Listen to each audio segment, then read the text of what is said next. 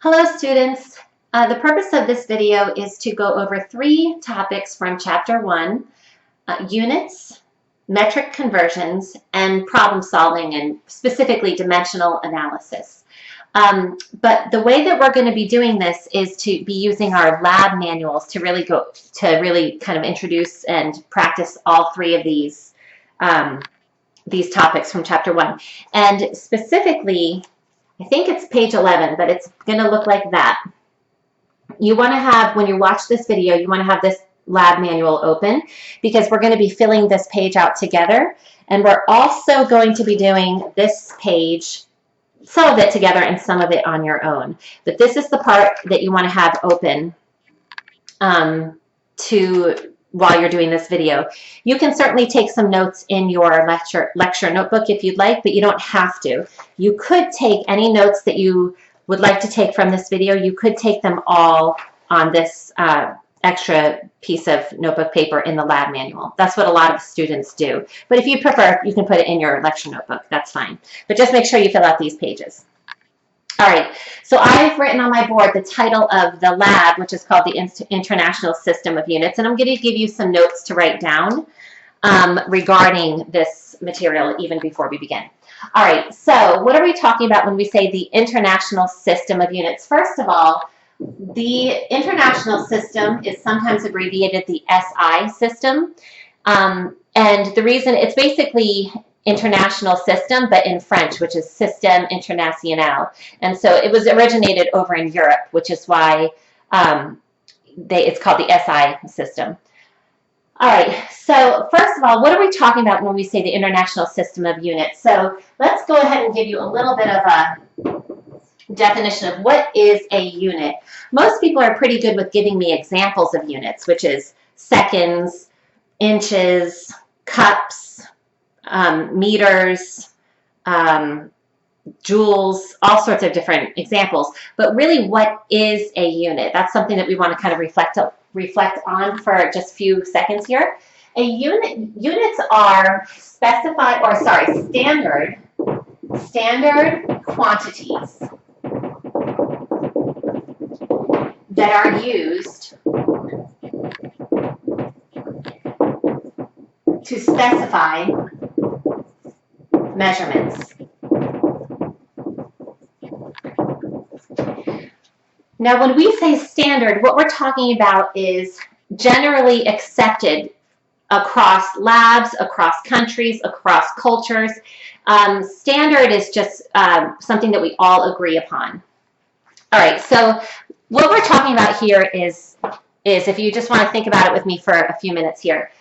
If someone wants to measure the length of my whiteboard here, in the US, it would be perfectly appropriate and probably common to measure it using inches or yards, okay? So I have a yardstick here, and that would be appropriate to use in the US.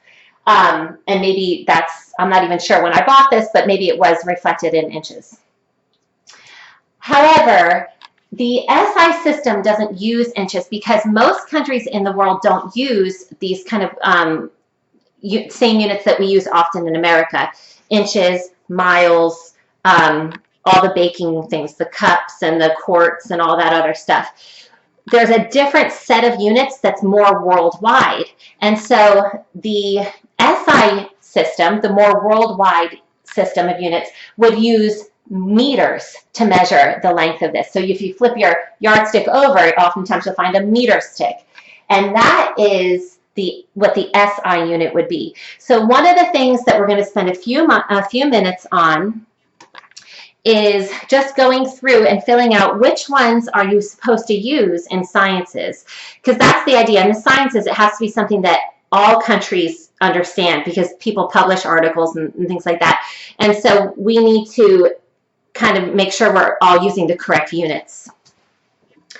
All right, so that's what the SI unit thing is all about, just making sure we are using the right ones in the sciences for communications purposes. So let's go ahead and just start filling in these in together here. So the mass unit. The mass unit is the kilogram. And I'll give you both the word and the abbreviation, little k, little g. you're going to find that actually most of the time you'll be measuring things in grams just because it's smaller amounts. But technically speaking, the kilogram is the SI unit for mass. Moving on to length, we just talked about length. The length unit is the meter. Once again, no inches, no feet, no miles. This is the unit that you'll be using whenever you're measuring the length of anything. And believe it or not, length is used in chemistry. We look at something called atomic radiuses, which is basically measuring the radius of an atom. And it's measured in meters, believe it or not. Now, because it's so small, it's actually measured in picometers. We'll talk about the metric prefixes in just a little bit. But anyways, it is measured in that unit. Volume. Volume, just to make sure people are understanding what volume is. Volume is the amount of space that a substance occupies, if you want to write that in your notes. It's the amount of space that a substance occupies or takes up, fills up. That's what volume is. It's a three-dimensional concept. And we can actually figure out the unit for volume if you just can picture the most basic three-dimensional figure, which is a cube.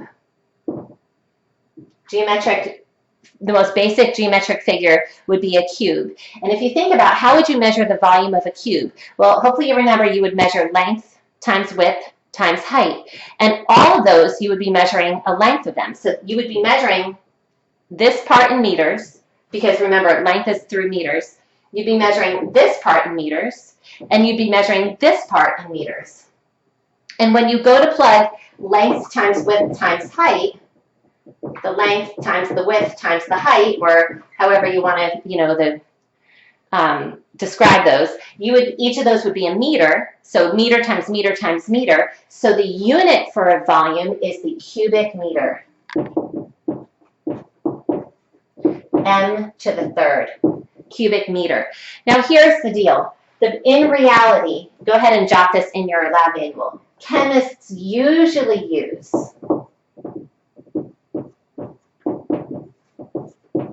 the liter, which you abbreviate with a capital L, okay, or even more commonly probably, the milliliter. In this course, I don't think you're ever going to use cubic meters, but you'll be using liters or milliliters, which is what we're going to talk about in a little bit, but it's 1/1000th of a meter.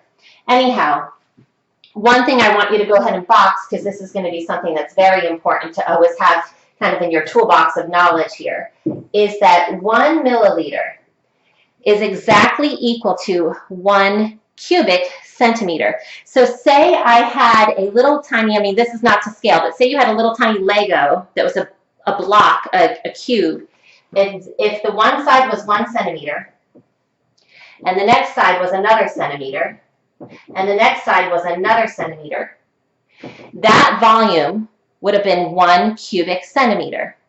And that is how much a milliliter is. They're actually exactly the same as each other, and so much so that you can interchange one for the other. All right, so moving on.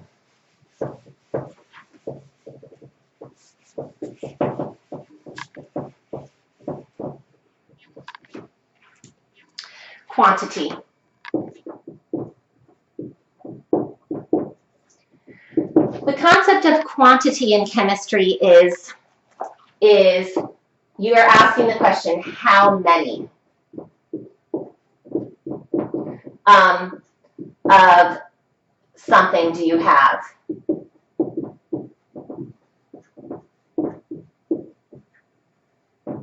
It's actually, the idea here is that in the quantity of markers in this package, or at least the ones that are left, is 3. So it's how many of these individual discrete particles or items do you have. Now, I'm showing you markers. In chemistry, usually what we're counting is the number of atoms or the number of molecules in some substance, in a beaker or in some kind of a substance or some kind of container or whatever. So that's really what we're talking about with quantity, is how many. And the unit is the mole. Now, it's kind of funny because the main word is MOLE. The abbreviation is MOL. It doesn't really help you all that much. The idea with an abbreviation is that if you have, like if you're writing a sentence, you would use this word, this, you know, MOLE. But if you're doing math, like you're doing 3.5 mole, you would write this, 3.5 MOL. That's when you use the abbreviation when you're doing like math problems. All right, the number value of the quantity unit is a very famous number. You're going to write this right underneath. It's 6.022. And in this course, in my course, you're going to use both twos. Some people will just use the first two and just kind of round off the second one, but we don't.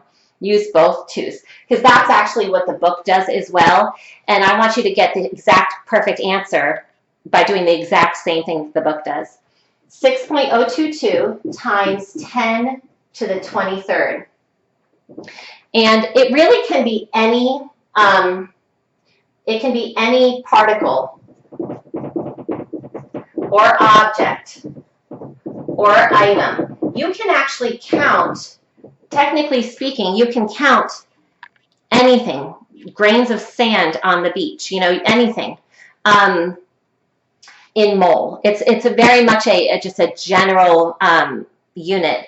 However, in chemistry, like I said, usually we are counting atoms or molecules. That's kind of the most common thing that you'll be counting in moles. Not that you're counting it, but you'll be using that unit to measure it. All right, moving on to, and by the way, that number right there is the number you want to memorize, and it's called Avogadro's number. We will be learning why it's this number and how to use this number by chapter 3. I believe it's chapter 3. Maybe chapter 2. We'll get there. And so all of that will come later. But for now, maybe just kind of start memorizing that number. You're going to use it quite a lot. Time. What is the SI unit for time? Well, luckily, the SI unit for time is the exact same one that we use here in the U.S. a lot, which is the second. And of course, that's abbreviated with a lowercase s. Energy. The SI unit for energy is the joule. Capital J-O-U-L-E. The abbreviation for the joule is a capital J. And you'll notice I'm making a thing about that. Capital and lowercase very much matters in the sciences, in chemistry, maybe especially. So you have to pay attention to that. So seconds should never be a capital S. It's always a lowercase s. Joule should always be a uppercase J, not a lowercase j. All right, moving on to the next few here. What is the SI unit for pressure? The SI unit for pressure officially is the Pascal,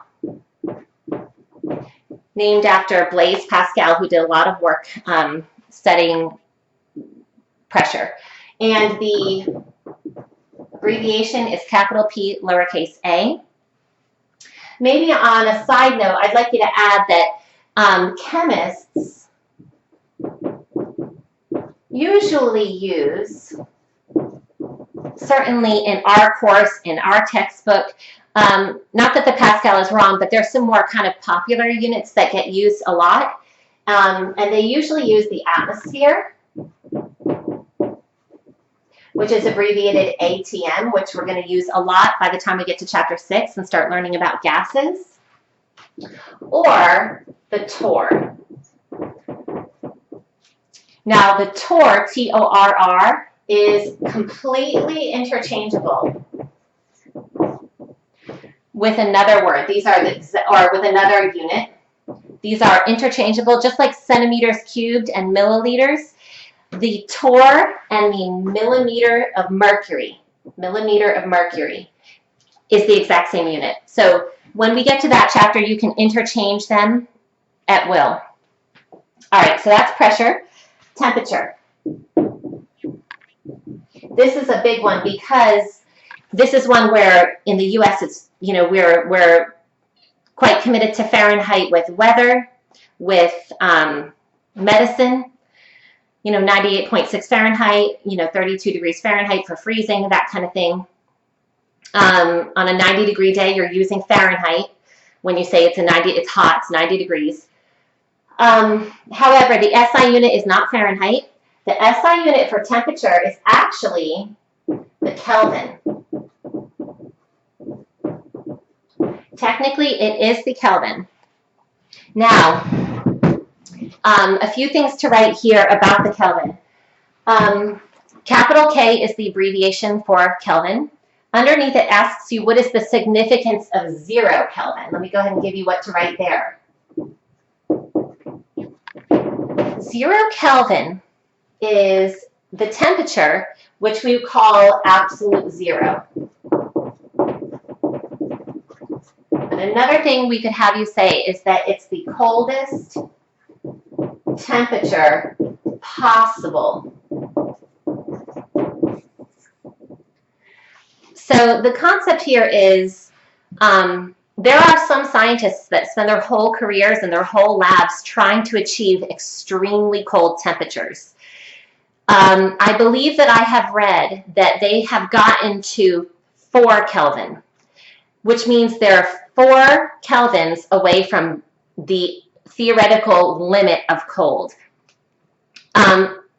You cannot go colder and colder to infinity. There's a bottom out of cold. And let me actually go ahead and explain why. This is kind of an interesting thing here. Take just a little thought process with me for a minute. Pretend that you are, or not pretend, but just think about if you have water that you're heating up on the stove. As you know, as you add heat to the water, as the temperature is increasing, so if you have increasing temps, most people know at the front end of chemistry that as the temperature increases, the molecules move faster. Faster movement. Okay, so the water molecules, as the temperature is rising, you're getting faster and faster in the movement of the molecules, the kinetic energy, okay? Now, reverse that, just logically reverse that. If you were to take that same pot of water and put it into your freezer, what's happening as the temperature is lowered? Well, the molecules are starting to move slower. And as you know, at a certain point, they will move so slow that they form ice. But remember, as we talked about in the previous video, even in ice, the molecules will vibrate a little bit. They will vibrate a little bit. They won't flow past each other like in the liquid, but they will vibrate a little bit.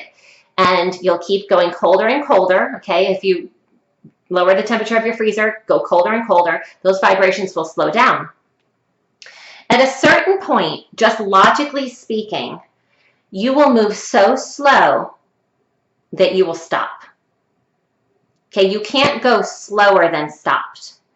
And that is what we call absolute zero. So when you say the coldest temperature possible, this is really the point at which all molecular and atomic, so not only the molecules have stopped moving, but the atoms, the electrons, every little bit of that atom has stopped moving at all. All molecular and atomic motion stops. And that is the significance of what we call absolute zero or 0 Kelvin. It's never actually been achieved. It's really a theoretical bottom floor for temperature. Now, what that means, if you take that just a little bit logical, is that there is no such thing as negative Kelvin. So that is a non-thing, because if 0 Kelvin is the coldest that you can get, you cannot go negative Kelvin. And that's true. None of the Kelvin temperatures are ever negative. It's a impossibility. All right, so let's move on just a little bit longer with temperature. In the lab manual, it says the temperature unit preferred by many chemists. Now, once again, we're not using Fahrenheit for chemistry or for any sciences, at least if we're using the SI units, because we want to use the one that all countries kind of agree that science will be done in. And the unit preferred by chemists, is Celsius. And I'm sure that most of you saw where I was going with that before I even wrote it down. So Celsius. Now, for Celsius, we're always going to have a degree sign.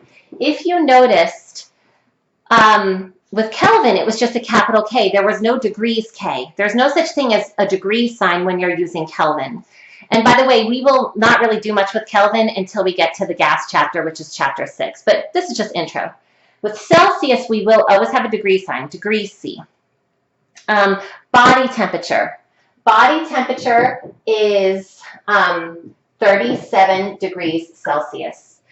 All right, that is a famous number in sciences. A lot of times, if in like a microbiology lab, they will have incubators that are set at 37 degrees C. Why? Because that is the same temperature that is kind of traditional body temperature. It's the same as 98.6 degrees Fahrenheit, but I'm not going to even write that on the board because I don't want you to think in Fahrenheit. I really would prefer for you to think in Celsius. So this is body temperature. Let me just write that. Water freezing. We talked about this before. So H2O freezes. You know what? Let me go ahead and call that the melting point. The melting point is the same thing as the freezing point. If you think about it, it's just the temperature where it switches over to from a liquid to a solid or vice versa. This is 0 degrees C. And the boiling point of water, or the temperature at which it freezes, is 100 degrees C. So these are 3 temperatures that I'd like you to kind of have memorized. There's one more that is not written down, but I think it's kind of a helpful thing. Room temperature. Room temperature. Obviously, every room is different, slightly different temperature. But when people write room temperature in sciences or whatever, usually it's assumed to be 25 degrees C. Okay, it's actually kind of a little bit warm, but 25 degrees C. So if someone says room temperature, that's kind of what they're hinting at, is a temperature of 25 degrees C. The equation relating Kelvin to Celsius. So just jot this down. We're not going to spend much time on this until we actually get to the gas chapter, but Kelvin is just degrees C plus 273.15. Okay, so you are going to use the 0.15. Some teachers will have you just drop that. But like I said, I like to use, for one, I don't think that's necessary to drop it. For 2, the book doesn't drop it. So I want you to use whatever the book does. So that's your equation that I want you to write down. So actually, let's just take 2 seconds and just make sure you understand this equation. Let me just box it here. If for some reason on a question in your textbook or on an exam or whatever, I gave you this temperature, 25 degrees C, and you needed to convert it to Kelvin. Okay, say you don't want it in degrees C, maybe you need it in Kelvin, and there's a million reasons why. We'll learn some as we do the course. To convert it to Kelvin, you just take whatever your degree C is and add 273.15. So whatever your degree C is, just add this number, and you'll get it in Kelvin. So 25 plus 273.15, just use your calculator, and you should get 298.15 Kelvin. Notice I'm not using the degree sign because with Kelvin we don't use degrees.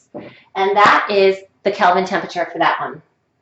So that's how you would use that equation. Quite simple. All right. Now, that is just laying out what units are the correct ones to use to conform to the SI system. All right.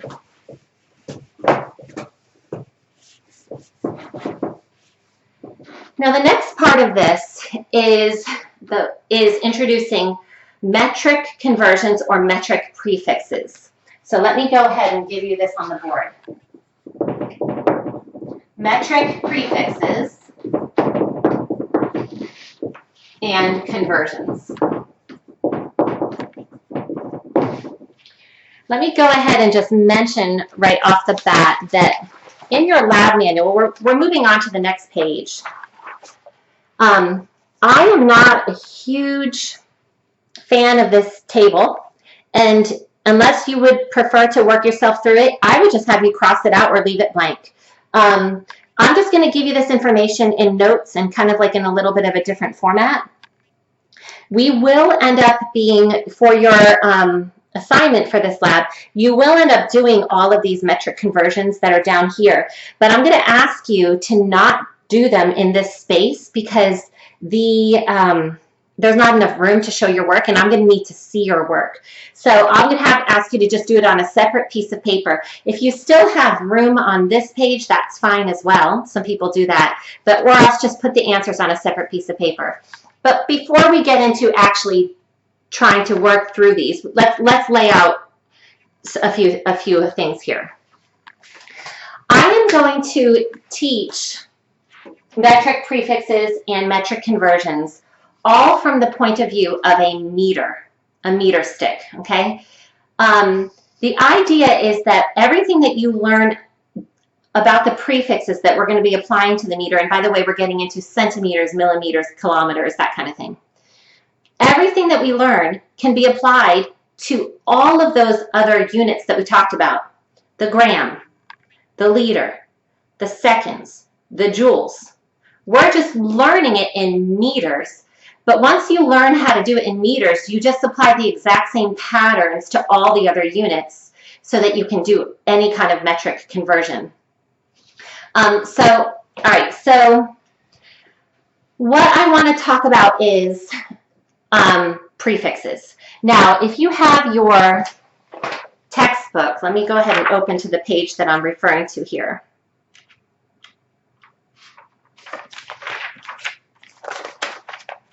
On page 17, at least of the version the 5th version here, you have a whole list of prefixes, a table. What is this? Table 1.2.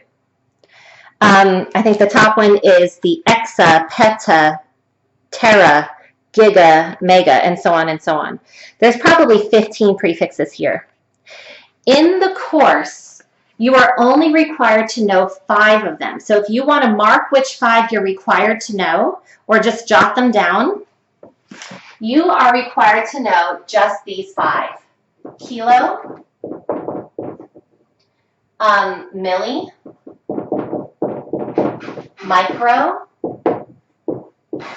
nano, and pico.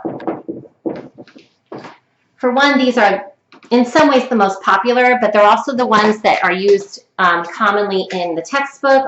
They're going to show up on your tests. These are the prefixes, the 5 prefixes that you're required to know.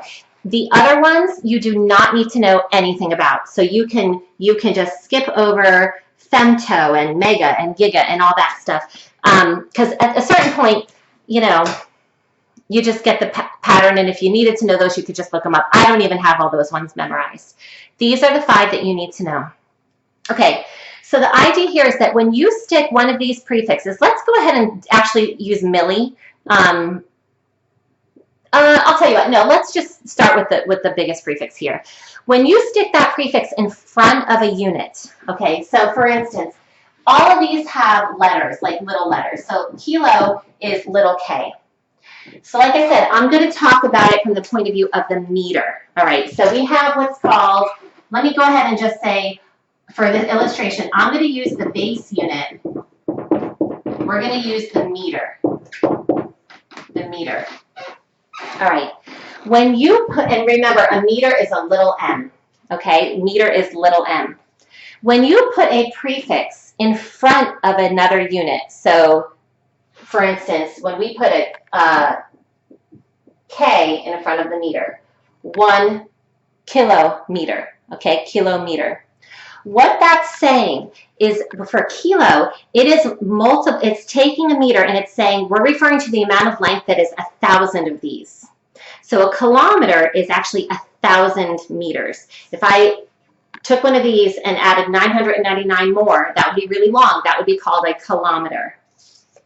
So 1 kilometer is equal to 1,000 meters.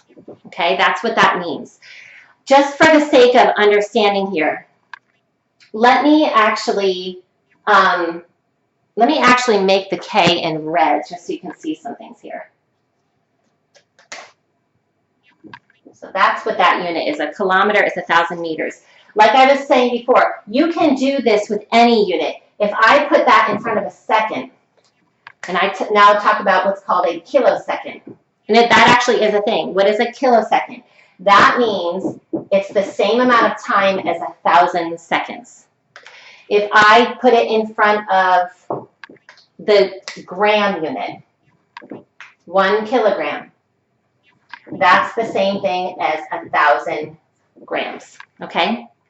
So that's what that means. They equal each other, okay? Let's go ahead and talk about what the other units are all about here. So that's the base unit is the meter. We're going to stick with meter. So that's what kilo means. Milli. Milli, when you put that prefix there, that's a little m. When you put that in front of another unit, like the meter. So now we're talking about what is 1, let me stick with the prefix in red. What is 1 mm? 1 millimeter. 1 millimeter. What is that? Well, most people know what that is because it's something that people have seen. You've seen meter sticks before. 1 millimeter, let me go ahead, this is 1 meter here. Okay. If I divide it into 100, which is what this is, pretty much, it is because it kind of cuts it off a little early, but that's okay. These are called centimeters, centi, but that's not one of the ones that we're going to be using often. The millimeter is if I took this meter stick and then divide it into 1,000 pieces. So taking the centimeters and divided them into 10, each one of those little ones is the millimeter. It's small. Okay, so 1 millimeter is actually 1/1000th of a meter. It's very, very small. The way that you would usually write that is 0.001 meters. This is 1/1000th. That's the 1,000th place. This would be a tenth. That would have been 100. This is 1/1000th. You can think about it like that. It's 1/1000th. But that's how you would write it as a decimal. Here's the thing, though. What's more common, because as you see in the chart, that third column does write it like that. What's more common is to use the negative exponent. So let me go ahead and write it like this.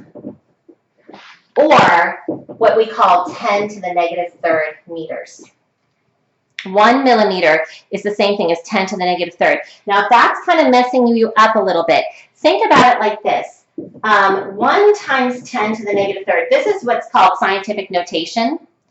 1 times 10 to the negative third just means that you're going to take the number 1, okay? You're going to pretend that there's a decimal place right here, and you're going to move it over to the left 3 spaces. 1, 2, 3. And that's exactly what you're doing here. 1, 2, 3. This number is the same thing as 1 times 10 to the negative third, or just 10 to the negative third, because it's the same thing, because you're just multiplying it by 1. That is a fairly common way of thinking about 1 millimeter. It's 10 to the minus third meters. All right. In fact, it's so common, I'm going to write it like that. It's 10 to the minus third meters. Now, let me say one more thing real quick about this, because it comes up later when we start doing our metric conversions. It is true that 1 millimeter is 10 to the minus third meters, but it's also true, and in some ways I prefer this way even more. It's also true that 1 meter, okay, 1 meter is going to equal 1,000 millimeters.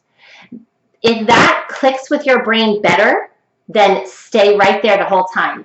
1 meter is 1,000 meters, or sorry, millimeters, or 10 to the third, 10 to the positive third, 10 times 10 times 10. This way is actually how I think about it. This way is how it's written in your textbook. Okay, this is, I don't always spend this much time on this, but I've realized it's a major source of confusion for some people.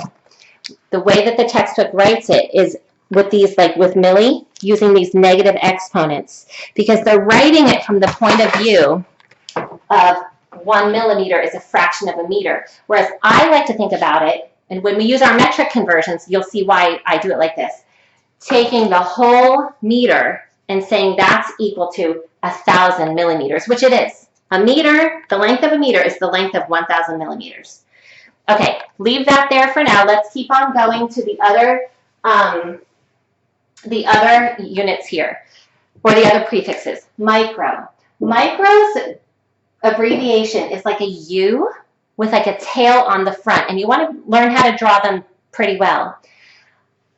When you put that in front of your unit, so 1 micrometer, you're basically cutting, believe it or not, you're cutting each millimeter into 1,000 pieces. It's extremely small. You won't be able to see it with your eyes. Each one of those little tiny millimeters, right there, that's one of them right there, cut into 1,000 pieces. So a micrometer is actually 10 to the minus 6 meters. It's a tiny fraction of a meter. However, like I said, if you prefer to think of it more like this, a meter would contain 10 to the 6 micrometers. This is how I think about it, truthfully. When I think about micrometers, that's how I think about it. 1 meter contains 1,000,000, or 10 to the 6, this is 1,000,000 micrometers. That's how I think about the prefix micro. I think about how many, it would be a lot, that's a big number, that's 1,000,000. How many little guys are in the big guy? That's, I think, a little easier than thinking about the little guy is what fraction of the big guy. All right, moving on. Nano. Nano, little n, okay? When you put nano in front of the meter, 1 nanometer, we're now saying that that is equal to 10 to the negative 9th meters. You've now taken that micrometer, that really tiny guy, whoops, and divided him into 1,000 parts. Wildly small. But like I said, I like to think about it like this. A meter is equal to 10 to the 9th nanometers. That's how I usually think about it. That's like my framework for the word nano. In every one of the base unit, in this case we're talking about meters, there would be 1 billion, or 10 to the 9th nanometers, little guys. All right, and now the last one, pico. Little p. Notice we're just keep getting smaller and smaller. Little p, so 1 picometer, that is equal to 10 to the negative 12 meters. You're now dividing into a meter into a trillion parts, okay? That nanometer has been divided into 1,000 parts. But pico means it's 10 to the negative 12th of whatever your base unit was. But like I said, this is my best way to think about it. A meter would contain 10 to the positive 12th. This is a big number. 10 times 10 times 10, 12 times meters. This is actually the same thing as a trillion. Oops, sorry. Picometers is what that should have said. A meter is equal to 10 to the 12th picometers. Now, once you just know what those mean, you apply those to anything: meters, seconds, grams, liters, joules. Well, you can use any of those base units that you want, and you'll use lots of them in the course. All right, so now that we've talked about what those 5 prefixes actually mean, because knowing what they mean is fine, but at the end of the day, really our biggest challenge is going to be in coming up with a way to successfully convert one unit to another. And when I say successfully, the idea here is that students oftentimes struggle with metric conversions. And it's one of those things that you must conquer, because in chemistry, a lot of times the metric conversion is the very first part of a 6-step process. And if you do the metric conversion wrong, for instance, if I give you something in milligrams and you have to put it in grams, if you do that wrong, the question is toast. You cannot get the right answer. So it's imperative that you get a system for doing your metric conversions correct every time. The reality is that there's about 5 different ways to teach metric conversions. You've probably learned, depending on just your teachers, whatever, you've probably already learned many different ways. When my kids were learning it, they learned something that, had a step ladder approach, and, are you going up the steps or down the steps? I have learned it in a way where you're asked to move decimal places to the right or to the left, depending on whether the unit's getting bigger or getting smaller. After having taught this for a long time, and actually done some studies on this, or not done studies, but read some studies on this, there is one way to do metric conversions that is better than all the other ways that are taught.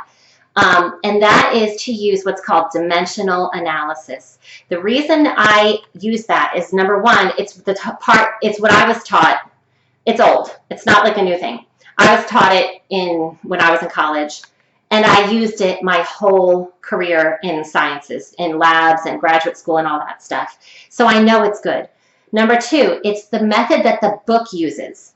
So it would be a source of frustration for you to not understand dimensional analysis, because that is how all the books' approaches are going to be to doing their metric conversions. And number three, it's the most foolproof method. Once you know how to do it, very few people actually make a mistake with their metric conversions. Whereas sometimes if you're one of these move the decimal folks, I've just seen it. Someone can have great confidence with that method, and then on a test, do it the wrong way. I've corrected thousands of tests. So I just know that people that learn the method I'm about to teach make far fewer mistakes than ones that are relying on these other methods. I don't actually know why it doesn't always get taught in high schools, because it's really the prevailing method, especially in chemistry. So let me go ahead and erase this. And what I'm going to do with the rest of this video, and then we're going to first learn what dimensional analysis is, and then we're going to start using it on our metric conversions. Let me go ahead and give you some notes on dimensional analysis. So what am I talking about? Dimensional analysis. First of all, I want to tell you it has multiple different names and they all mean the same thing. So dimensional analysis is called the factor label method. Some people call it that, the factor label method. Some people call it using conversion factors. In fact, that's probably what I call it, using conversion factors. And then I also have heard people call it the train track method. At the end of the day, it literally is all the same thing. It's all dimensional analysis. So whatever name you want to call it, go ahead and call it. But what is dimensional analysis? Dimensional analysis is a problem-solving technique.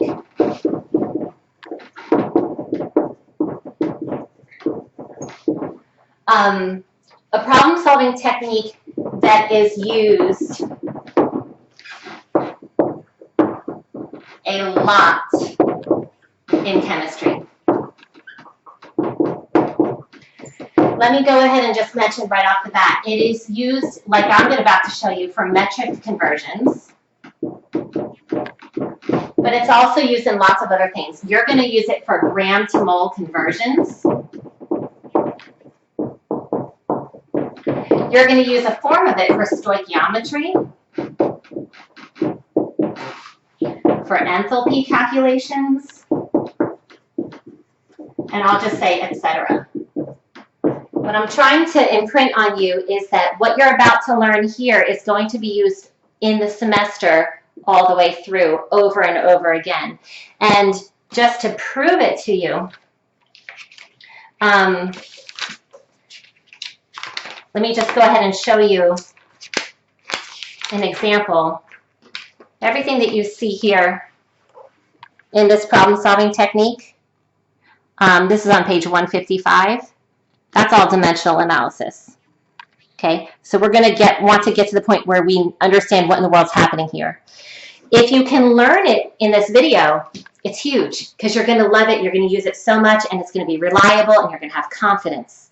And that's really what I hope to accomplish in this video. So it's a problem-solving technique that's used a lot in chemistry. Let me go ahead and give you a second bullet point. The whole point of dimensional analysis, it relies on the fact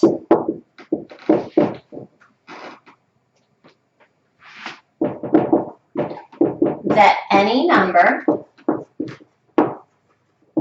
can be multiplied by the number 1 without changing its value.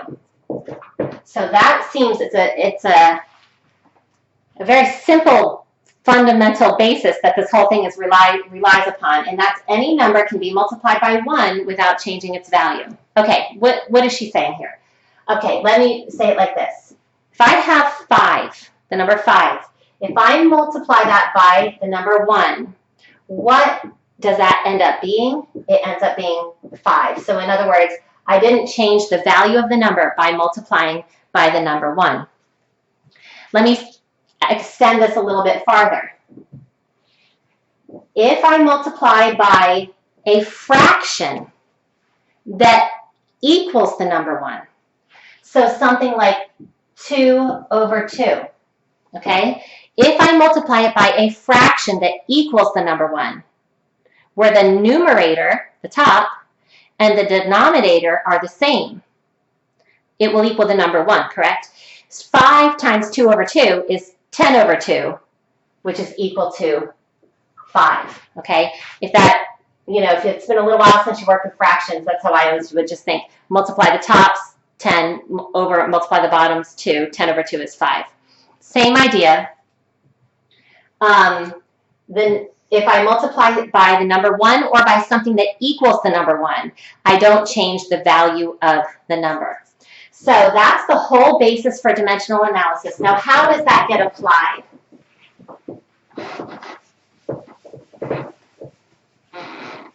Let me go ahead and start with an everyday example. Let me do a practice question with you for a minute here. How many seconds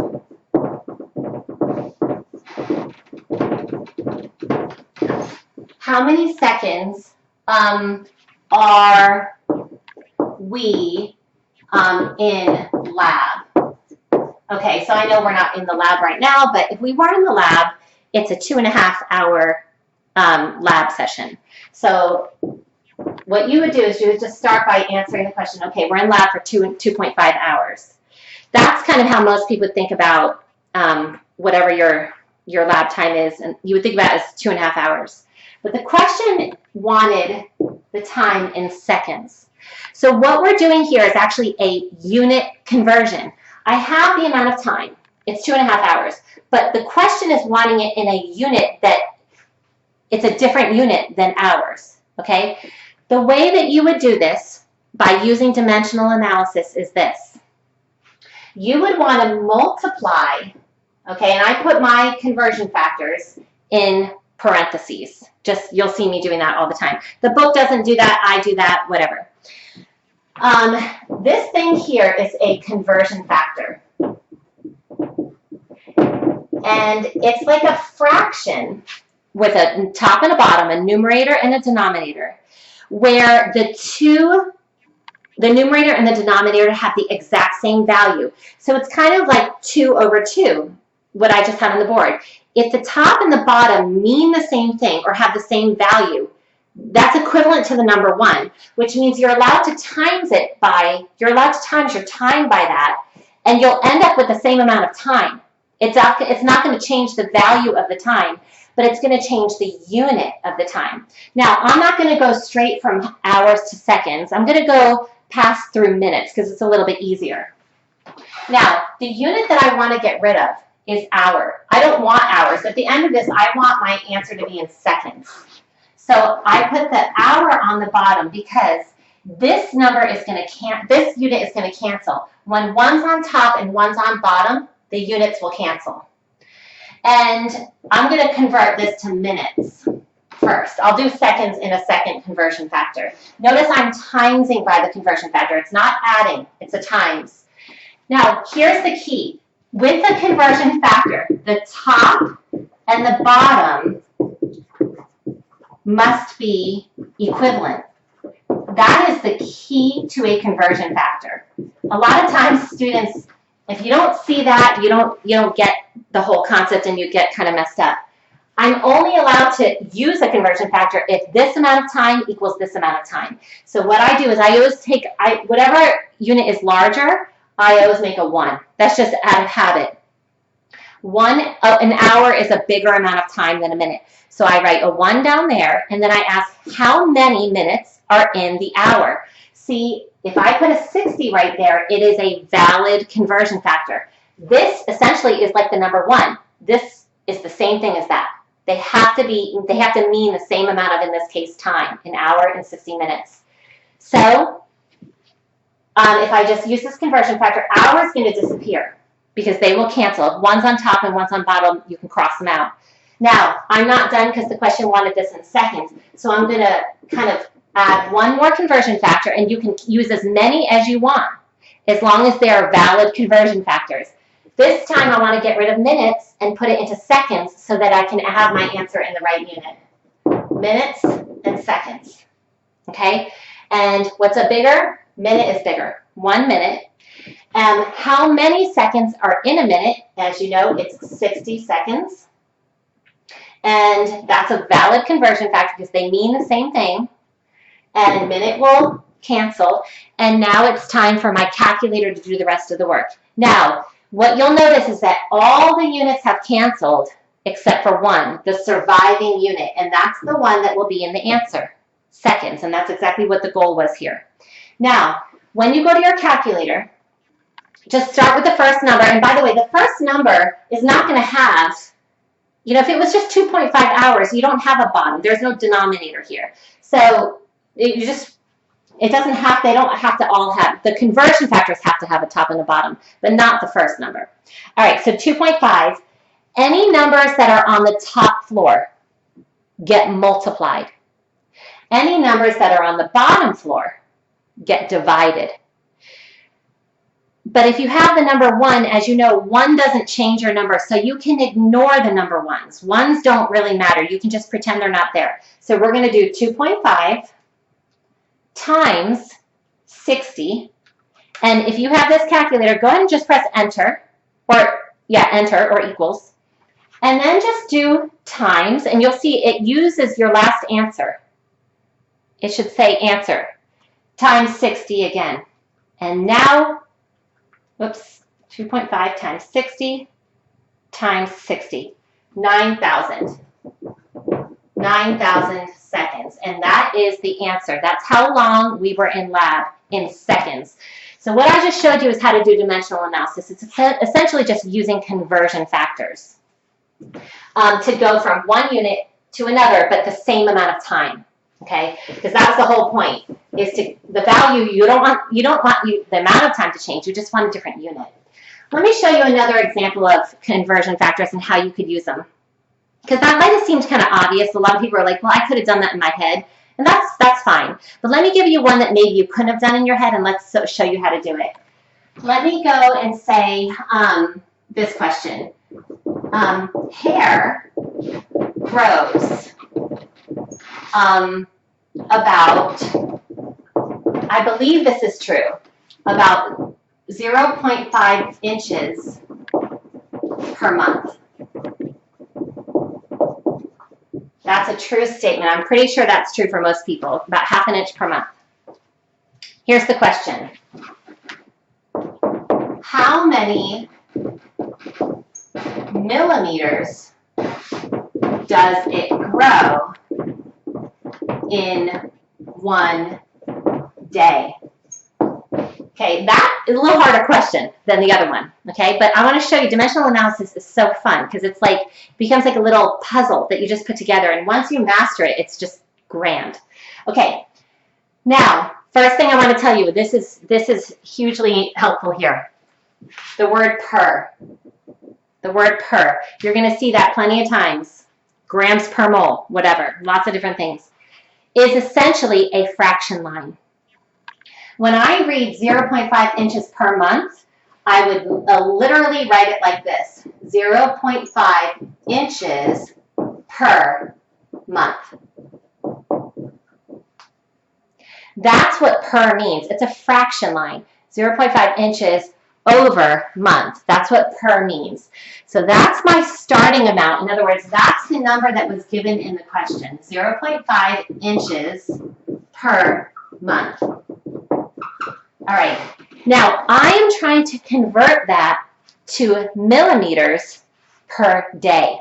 It might not be written like that word-wise, but that's really what it is. I want to know how many millimeters per day. Okay, and 1 day is per day. So at the end of my dimensional analysis, I need it in millimeters per day.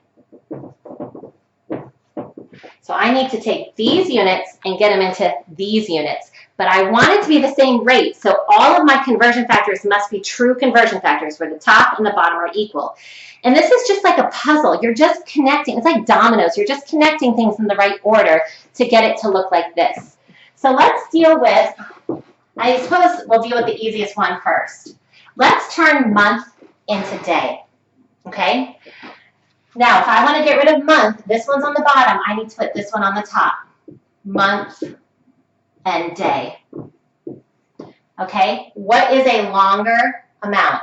Months is a longer amount of time, so I'm going to say in 1 month there are 30 days. Let's just say 30, okay? I know it's not exactly 30, but let's just say 30. So you see what I've done there? I chose to put the month one on top because I'm trying to get it to cancel this one out. And you'll see that the day one will survive and be in the right spot. It just will always work out like that. And you see why I did 1 for month, because that's the longer or the larger amount, in this case of time. So month is going to go away, and I've already converted to days. So that's good. Now I need to get inches to become millimeters. Now this one I'm going to need a little bit of help with because I don't have that memorized.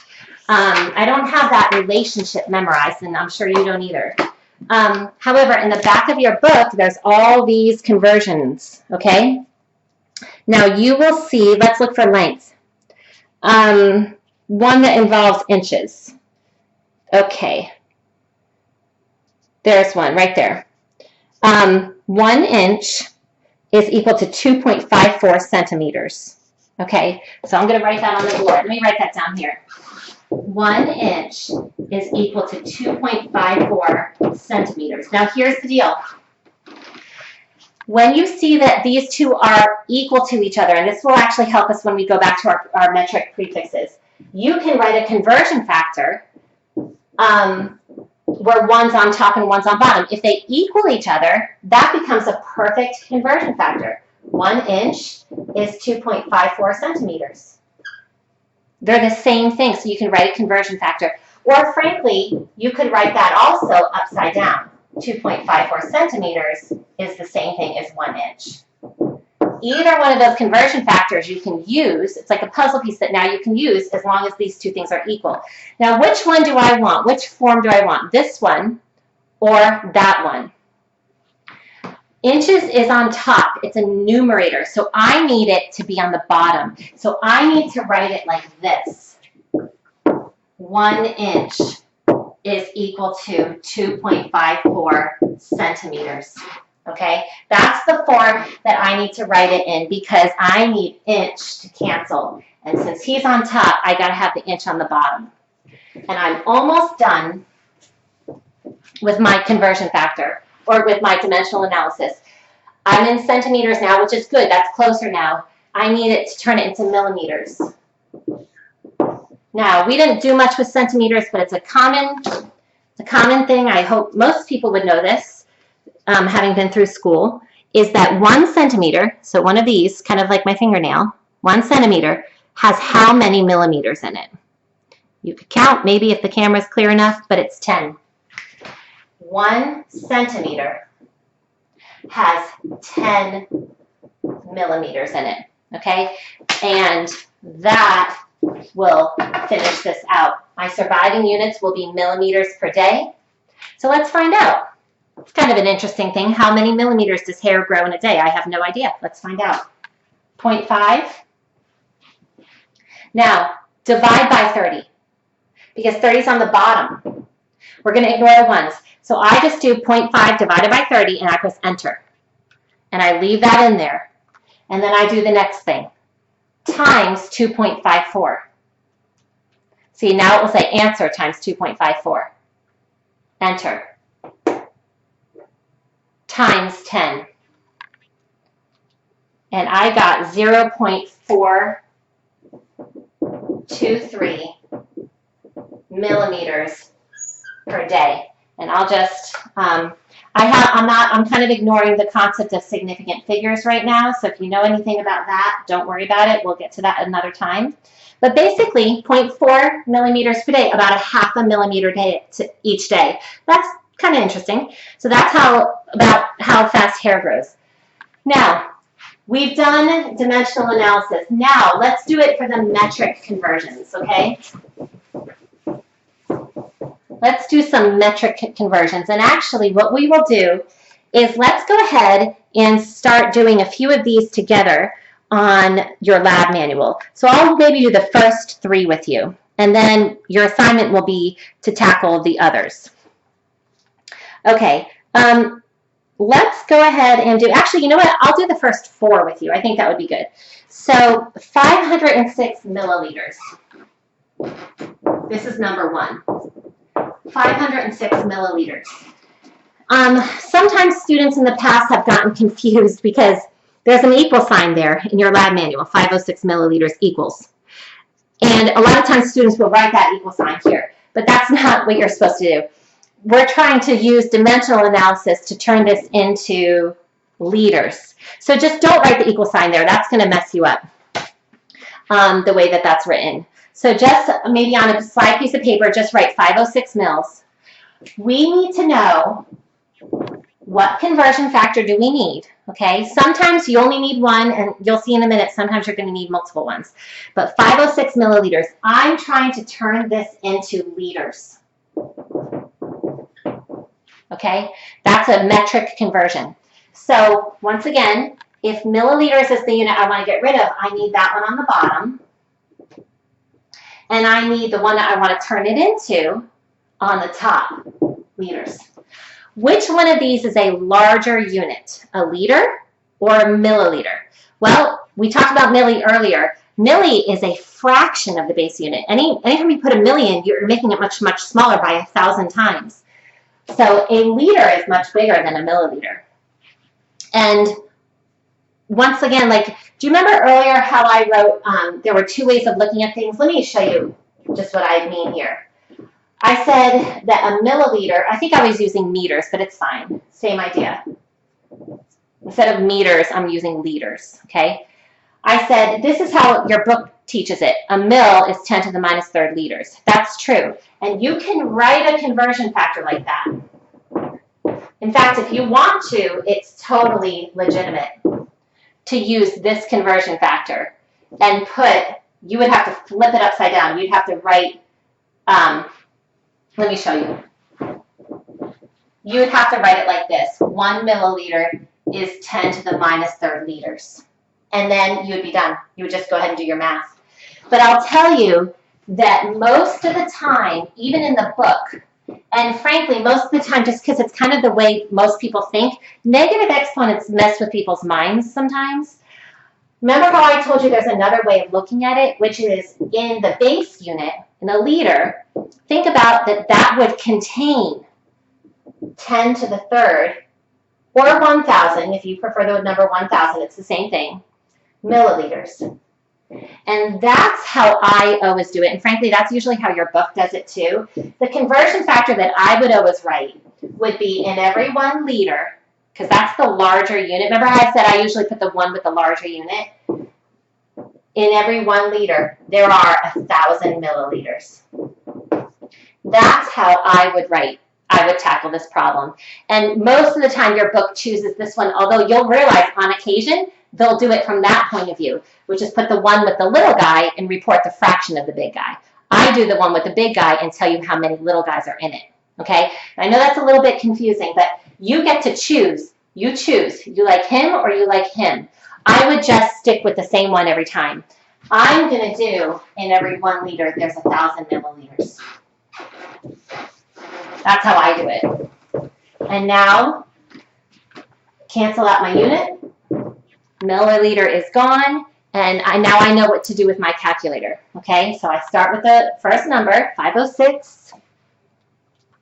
And am I dividing or am I multiplying by 1,000? And you'll see if it's on the bottom, you're dividing by 1,000. And you're going to get 0.506. And you'll see liters survives, and that would be in your answer, 0.506 liters.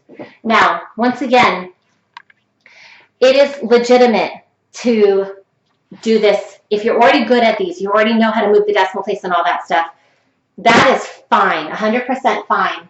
However, for this lab, I want you to do it via conversion factors. I think it's very important to practice conversion factors so that you could do them in your sleep. Because remember, you're going to use this method for many other things in this course. And so even if you're good at the decimal place movement or whatever, for your own sake and for what I'm requiring for your credit for this lab, you must use conversion factors today. You can do any other way that you want in the future. But for today, for this lab, I want you to use this method. Let's go ahead and do number 2 together.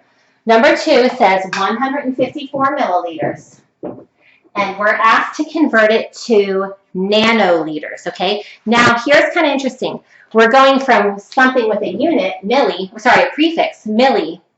We are trying to go to a different prefix, nano. Okay? That's what's being asked in this question. It's a little different than the previous one. In the previous one, you were just going to a prefix to what's called the base unit, no prefix, okay? With those, you just have to do one conversion factor. If you're going from a prefix to a different prefix, what I usually do is I usually handle this as a 2-step process. Let me tell you what I don't do first, okay? What I don't do is just try to handle it. I don't just try to do milli on the bottom and nano on top, because you might think that would be what I should do because I'm trying to get rid of him and turn it into him. But then I have to do something kind of funny. I have to think about, I'll put my one with the bigger unit. I have to think about how many nanoliters are in a milliliter. That's a little harder than just thinking about how many nanoliters are in a liter. Because nano is always 10 to the 9th. And I have that in my head, 10 to the 9th for nano. But that's per liter, not per milliliter. There would be fewer in a milliliter. So I don't like that method. I prefer to, if I'm going from one prefix to a totally different prefix, I like to go home first. Let me just write the word go home. Go home. Just convert to the base unit first. Just convert to the base unit first. Just get it into regular friendly liters, okay? And so I'm just going to put it into liters. Now, once again, it depends on where you put your number 1. If you're like me, you'll always put the number 1 with the base unit or with the larger unit, the liter. And then you'll say how many milliliters are in a liter. And just as before, there's 1,000 mils in a liter. Okay? And then that gets rid of milliliter. And now I will handle the liter to nanoliter. And I'm going to go liter on the bottom, nanoliter on top, because the liter's got to cancel. The 1 will always go with the larger unit.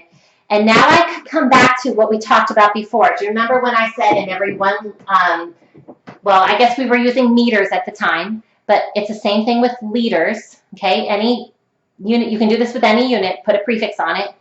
1 liter would contain 10 to the 9th nanoliters. Nano, you're going to have 10 to the 9th of them in the base unit. There's a lot, a billion. Yeah, it's a billion. So that becomes 10 to the 9th nanoliters. So let's go ahead and put that in our calculator. And we will get the answer, 154 divided by 1,000 times 10 to the 9th. And okay, another thing we got to review here. So if you're like me, you're getting a huge number. Let me write it down.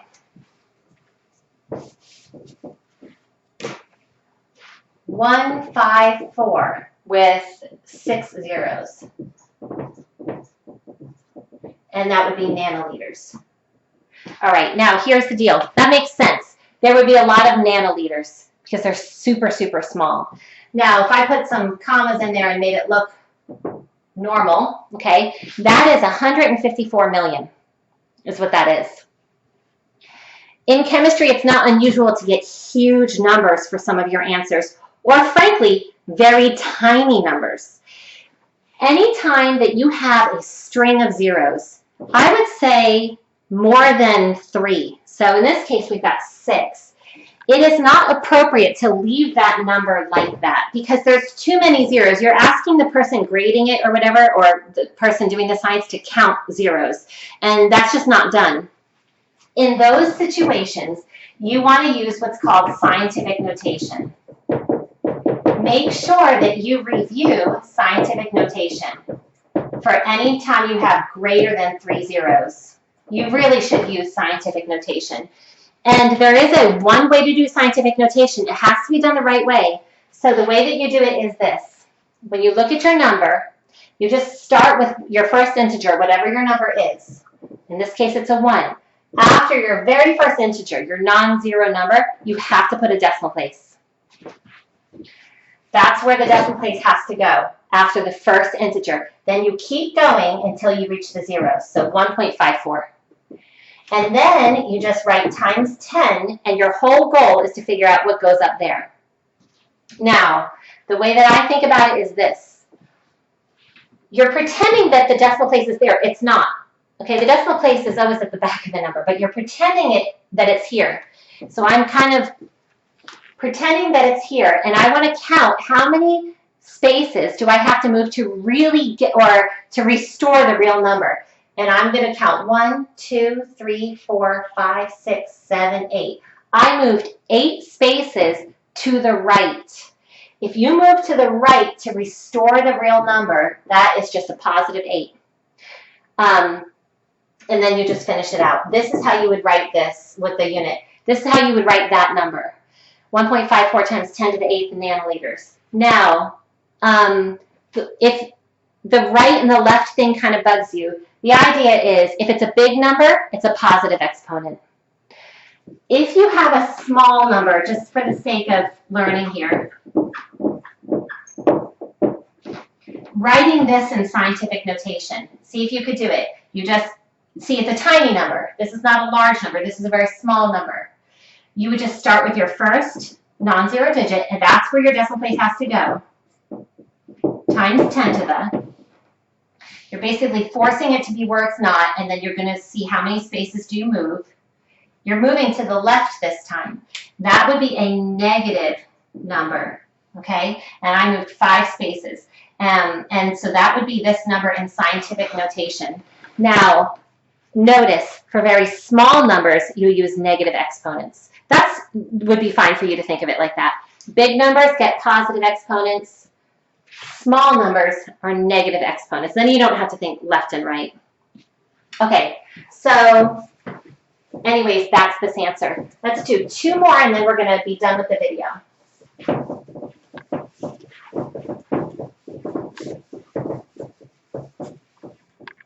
All right, 1.46 moles. This is number 3. 1.46 moles. Now, this is just a different unit. This was our quantity unit. We're not doing liters or anything. This is moles. No big deal. We want to convert it to micromoles. So we need to use a conversion factor that will convert it to micromoles. Now, what conversion factor would be appropriate? Remember, micro, the relationship when you added a micro on there, there's two ways to look at it. You could either think to yourself, a mole would contain or is equal to, micro was 6, 10 to the 6 micromoles. This is how I think about it. That's me. That's how I think about it. Your book on that page, whatever that page was, and it's not just me, because your book, you will see, even in your book's own examples, they will often write it like this. But on this page here,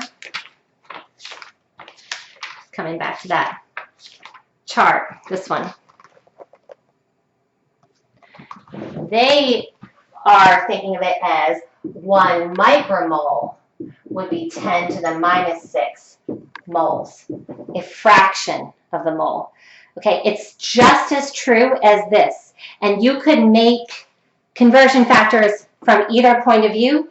I always make mine with the 1 going with the large unit and then answering how many. It's going to be a positive exponent, how many little guys are in the big guy. So I'm going to continue to use that pattern. In every 1 mole, there are 10 to the 6 micromoles. All right, and that's all you have to do for this one. And you will get, actually, if you put that in your calculator, you're going to get 1.46 times 10 to the 6 micromoles as an answer. In case it's the whole optional thing here, let me just illustrate this one point. If you say, I want to do it the same way as that table, what you would have written is that you'd say 1 micromole is 10 to the minus 6 moles. That's what you would have written. I want you to see that you'd get the same answer, because when you divide by 10 to the minus 6, it's the same as multiplying by 10 to the 6, okay? For those of you who are not, like, math is just not your thing, that might drive you crazy to even think about that. So just maybe do it the same way that I do it, which is use positive exponents with your prefix, okay? And that way it's this many little guys is in the big guy. The only time you wouldn't use that is kilo is a little bit different, because kilo there as well. Maybe I'll do one with kilo. Let's actually do one just with kilo. Is there a kilo one in there? Yeah. Let's do number 8 together. 8.34 kilograms, okay? And we want to convert this to grams.